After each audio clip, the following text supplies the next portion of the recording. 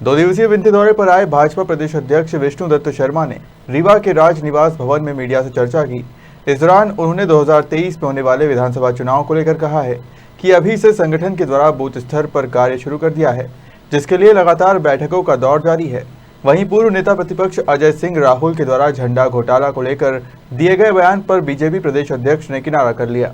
विधानसभा चुनाव 2023 में किस रणनीति के तहत? देखिए, आज तो मैं रीवा होते हुए सीधी और सिंगरौली का मेरा दौरा है।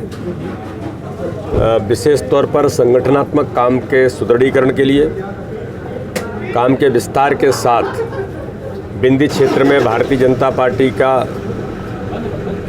संगठन के काम की दृष्टि से मैं लगातार वर्षों तक यहाँ प्रभारी भी रहा हूँ। इसलिए आज सीधी और सिंगरौली की बैठकें हैं। सिंगरौली के अंदर 2 नगर परिषद के हमारे नए जो गठन हुआ है, उनके अभी चुनाव भी आगामी समय में जल्दी ही आने वाले हैं, तो उनकी भी ज़रा मिलकर के बातचीत करूँगा। तो रीवा के अंदर संगठन का काम बहुत अच्छे तरीके से, बूथ विस्तारक अभियान ऐतिहासिक रीवा के अंदर हुआ और प्रत्येक बूथ पर मजबूती के साथ भारतीय जनता पार्टी खड़ी है।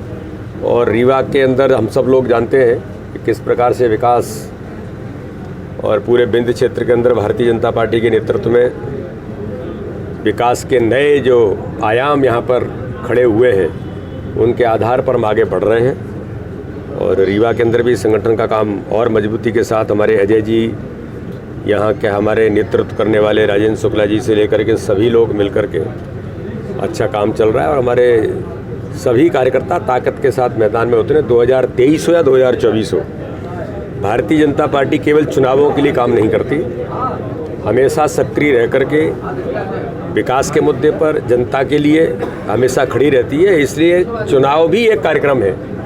तो 2023-2024 दोनों की दृष्टि से भी भारतीय जनता पार्टी अपने बूथ को सक्षम बनाकर, काम को सुदृढ़ बनाते हुए हम आगे बढ़ने का काम करें। कल विधायकों की बैठक ली गई है, कई विधायक रीवा के थे, उनका रिपोर्ट कार्ड भी खराब है। नहीं, रिपोर्ट कार्ड के कारण बैठकें नहीं होती, ये आप लोगों को ऐसा लगता है, लेकिन हमारे संगठन की पद्धति है हर जिले के काम की समीक्षा करना।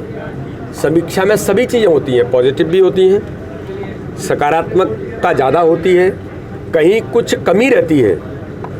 हम करेक्टिव मीजर्स वाले ऑर्गेनाइजेशन हैं कि अगर कहीं कोई छोटी चूक हमसे हो गई है, कुछ कमजोरी हो गई है, तो उसको कैसे ठीक करें।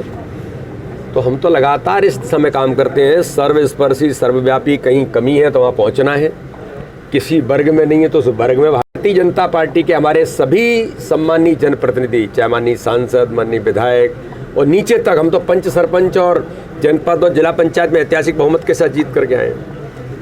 तो ग्राम सरकार, नगर सरकारों में भी भारतीय जनता पार्टी के कार्यकर्ता जो जीत करके आए, उनका प्रशिक्षण और अच्छे से अच्छा काम करें, महापौर चुनाव ये भी हम प्रयास कर रहे हैं। बिल्कुल, हमने उसकी समीक्षा की है।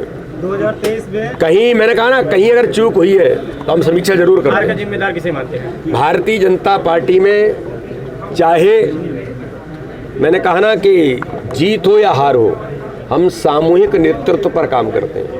ये इंडिविजुअल नहीं चलता है यहाँ। भारतीय जनता पार्टी सामूहिक नेतृत्व पर काम करती है। हम सब मिलकर के, मैंने कहा ना, कहीं कमी छूटी है तो सब मिलकर के पूरा करते हैं। यही तो भारतीय जनता पार्टी है। हम कोई परिवारवाद पर काम नहीं करते हैं। भारतीय जनता पार्टी तो संगठन के बेस पर काम करता है, कैडर बेस ऑर्गेनाइजेशन है। कार्यकर्ता ही हमारा आधार है, कार्यकर्ता ही हमारी पूंजी है और बूथ बूथ का कार्यकर्ता आया है। मेरा ऐसा मानना है कि अनुशासन के मामले में भारतीय जनता पार्टी का कोई भी कार्यकर्ता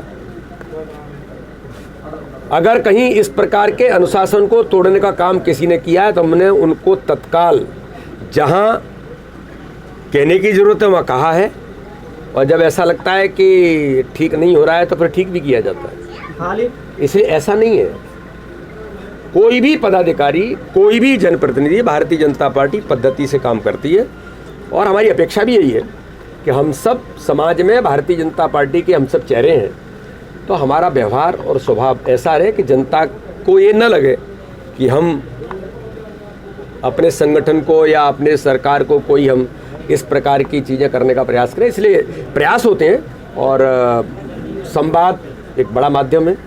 कार्यकर्ता से कभी कभी कुछ चूक भी होती है, उसको भी ठीक करते हैं। चुनाव में हार के बाद संगठन में बदलाव की सबसे